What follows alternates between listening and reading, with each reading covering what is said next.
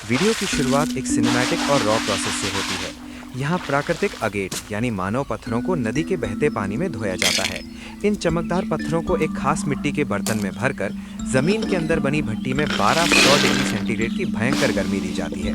गर्मी से ये पत्थर अपनी ठोस शक्ति खो देते हैं और बर्फ की तरह सफेद और भुरभुरे हो जाते हैं। इसके बाद एक बड़े से लकड़ी के फुट पेडल हैमर से इन पत्थरों को पीसा जाता है, जब तक ये एक मुलायम सफेद पाउडर में तब्दील नहीं हो जाते।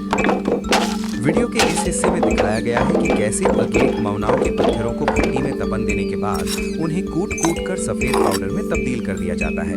लेकिन प्रोसेस यहाँ खत्म नहीं होता। जो पत्थर थोड़े सख्त रह जाते हैं और पूरी तरह पाउडर नहीं बनते, उन्हें बड़ी सावधानी से चुनकर एक सफेद चीनी मिट्टी की गहरी ओखली यानी मोटर में डाला जाता है। यहाँ से शुरू होता है मेहनत और धैर्य का असली इम्तिहान। उस ओखली में थोड़ा सा शुद्ध पानी मिलाया जाता है। इसके बाद आर्टिजन एक बड़ा मिट्टी का बेलन लेता है और उसे ओखली के अंदर गोल गोल घुमाना शुरू करता है। ये कोई मामूली मिलावट नहीं है, इसे वेट ग्राइंडिंग कहते हैं। आर्टिजन पहले कुल्हाड़े से चेस्टनट की लकड़ियां को चीरकर ढेर लगाता है और उन्हें भट्टी में जलाता है। जब लकड़ियां पूरी तरह जलकर राख बन जाती हैं, तब उन्हें इकट्ठा करके बैम्बू की छन्नी से बारीकी से छाना जाता है ताकि कोयले अलग हो जाए। दोस्तों, ये तो सिर्फ शुरुआत है। आगे वीडियो में आप कुछ ऐसी हैरत अंगेज चीजें देखेंगे जो आपने पहले कभी नहीं देखी होंगी, तो बिल्कुल स्किप मत कीजिए। ऐसी ही शानदार कला और मेहनत से जुड़ने के लिए हमारे चैनल हुआंग को अभी सब्सक्राइब करें। यहाँ आर्टिजन लकड़ी की राख, जिसे वुड ऐश कहते हैं, उसे पानी में मिलाकर बार बार छानता है ताकि कोई इम्प्योरिटी ना रहे।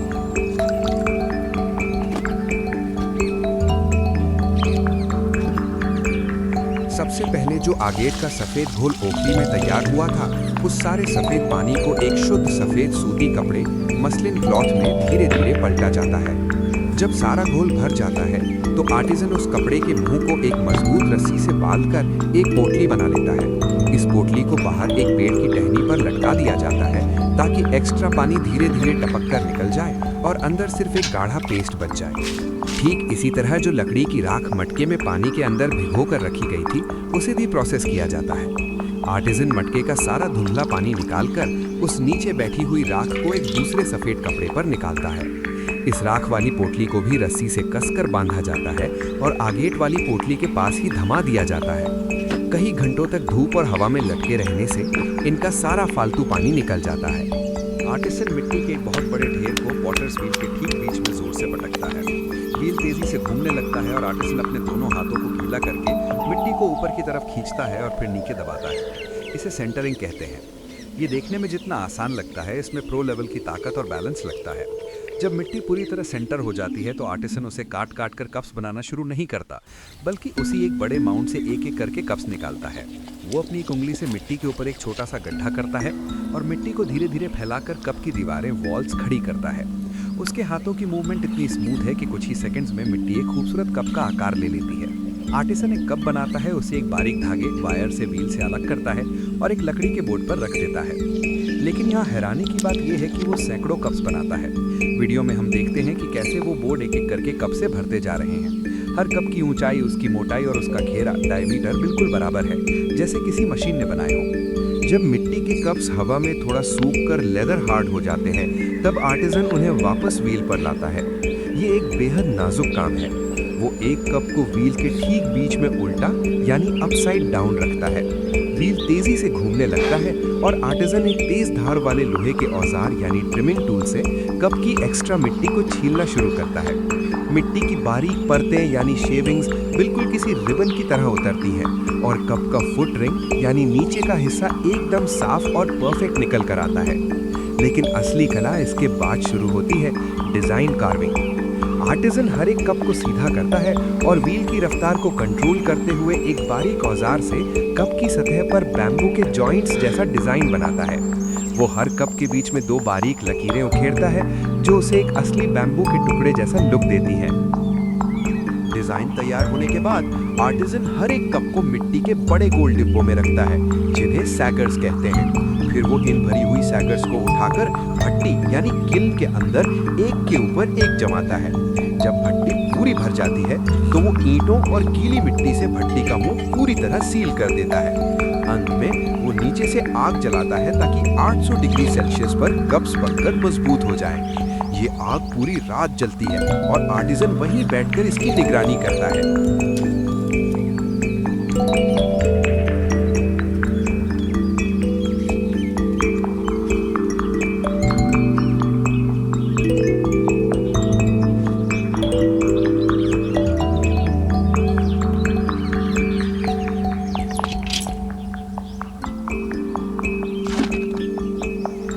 पोटलियों से निकले सूखे अगेट पाउडर और लकड़ी की राख को आर्टिजन एक पारंपरिक तराजू से बहुत ही सटीक मात्रा में तोलता है।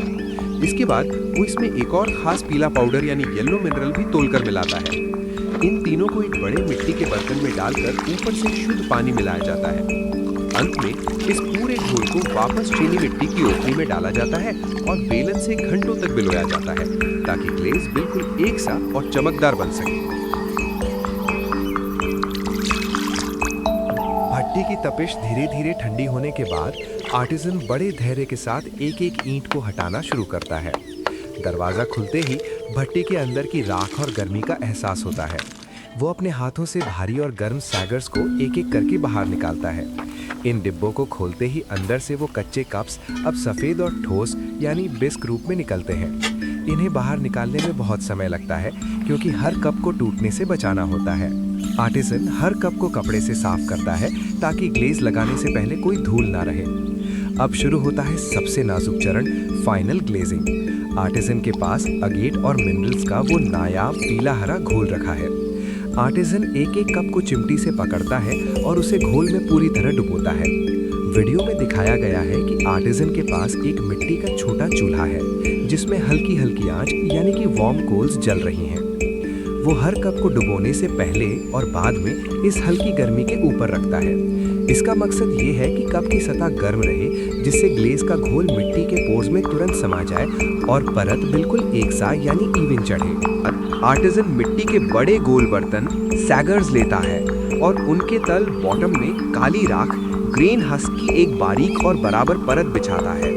इस राख के ऊपर वो मिट्टी के छोटी छोटी स्टैंड्स सेसेमे नेल्स रखता है। अब आर्टिजन बड़ी नजाकत से एक एक साफ किए हुए कप को उठाता है और उन स्टैंड्स पर बिल्कुल बीच में टिकाता है। सैगर का ढक्कन बंद करने के बाद आर्टिजन इन भरी हुई सैगर्स को उठाकर ड्रैगन किल के अंदर ले जाता है। भट्टी के अंधेरे और तंग रास्ते में घुसकर वो इन डिब्बों को एक के ऊपर एक बड़ी सावधानी से जमाता है। सैगर्स का संतुलन बैलेंस बनाना बहुत जरूरी है क्योंकि एक भी डब्बा हिला तो पूरी कतार गिर सकती है। जब भट्टी पूरी तरह भर जाती है तो आर्टिजन बाहर आकर ईंटों और मिट्टी के लेप से भट्टी का मुंह पूरी तरह सील कर देता है। अब शुरू होता है असली इम्तिहान। वो भट्टी के निचले हिस्से में आग जलाता है। वीडियो में हम देखते हैं कि कैसे लकड़ियों को काट काट कर भट्टी में डाला जा रहा है ताकि तापमान 1300 डिग्री सेल्सियस तक पहुंच जाए। रात के अंधेरे में भट्टी से निकलने वाला धुआं और आग की लपटें आर्टिजन की सालों की मेहनत की गवाही देती है। यही वो वक्त है जब अगेट और मिनरल्स पिघलकर उस नायाब आसमानी नीले रंग में बदलते हैं। भट्टी पूरी तरह ठंडी होने के बाद आर्टिजन बड़ी उत्सुकता के साथ ईंटों को हटाकर भट्टी का मुंह खोलता है। वो एक एक करके उन भरी हुई सैगर्स यानी मिट्टी के डिब्बों को बाहर निकालता है। हर सैगर का ढक्कन खोलते ही अंदर से वो नायाब स्काई ब्लू रंग के कप्स चमक उठते हैं। आर्टिजन हर एक कप को बाहर निकालता है और उसे धूप की रोशनी में घुमाकर बेहद बारीकी से चेक करता है। वो उसकी चमक, क्रैक्स और बैम्बू डिजाइन की परफेक्शन को देखता है। इन कप्स का रंग ऐसा है जैसे बारिश के बाद खुले आसमान का नीला रंग। हर एक कप अपनी जगह एक मास्टरपीस है। महीनों की मेहनत, एगेट पत्थरों की तपिश और 1300 डिग्री की आग ने मिलकर मिट्टी को अनमोल बना दिया है। अब ये फाइनल डिजाइन पूरी तरह तैयार है जो देखने में किसी पन्ना या जेड से कम नहीं लगता। अगर आपको मिट्टी से मास्टरपीसेस बनने का ये सफर पसंद आया तो हमारे चैनल हुआंग को अभी सब्सक्राइब करें। वीडियो को लाइक और शेयर जरूर करें ताकि ये पुरानी कला और भी लोगों तक पहुंच सके। कमेंट में हमें बताएं कि आपको ये बैम्बू डिजाइन वाले कप्स कैसे लगे।